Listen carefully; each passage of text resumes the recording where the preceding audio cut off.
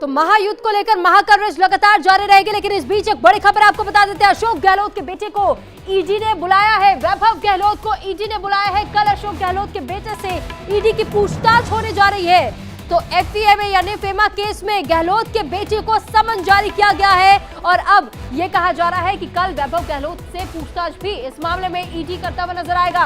तो हालांकि फिलहाल ये बड़ी खबर आपको बता दें, एक और जहां राजस्थान में चुनाव सर पर है, तो वहीं दूसरी तरफ अशोक गहलोत और उनके बेटे की मुश्किल बढ़ती हुई नजर आ रही है, क्योंकि ईडी ने एक समन जारी किया वैभव गहलोत के नाम और वैभव गहलोत को ईडी ने पूछताछ के लिए भी अब बुला लिया है।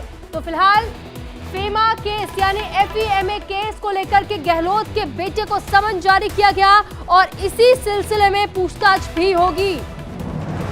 तो गोविंद डोटासरा के घर भी ईडी की छापेमारी हुई थी, ये गहलोत का इस दौरान कहना भी था।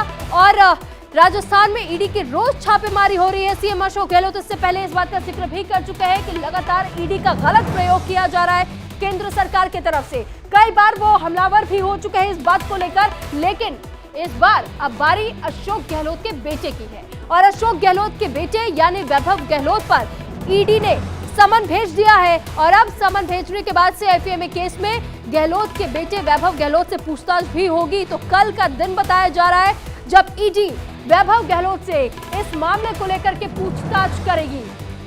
तो बड़ी खबर इस वक्त हम आपको बता रहे हैं और ईडी की छापेमारी को लेकर के कई ऐसी बयानबाजियां भी लगातार इस बीच में सामने आ रही है। हालांकि ईडी की कई जगहों पर दबिश भी देखी जा रही है इन दिनों, और चाहे वो पश्चिम बंगाल हो चाहे वो राजस्थान हो, कई ऐसी जगह पर इस वक्त ईडी अपना शिकंजा कस रही है। दो अलग अलग तस्वीरें हम आपको दिखा रहे। गहलोत के बेटे को जहां समन भेजा गया, वैभव गहलोत को हाजिर रहने को कहा गया है, तो वहीं पेपर लीक घोटाले पर भी एक एक करके शिकंजा कसा जा रहा है। जिन जिन लोगों पर शक था और उसी शक के आधार पर कई लोगों से इस दौरान पूछताछ भी की गई और कई जगहों पर ईडी की छापेमारी भी इस दौरान देखी गई है।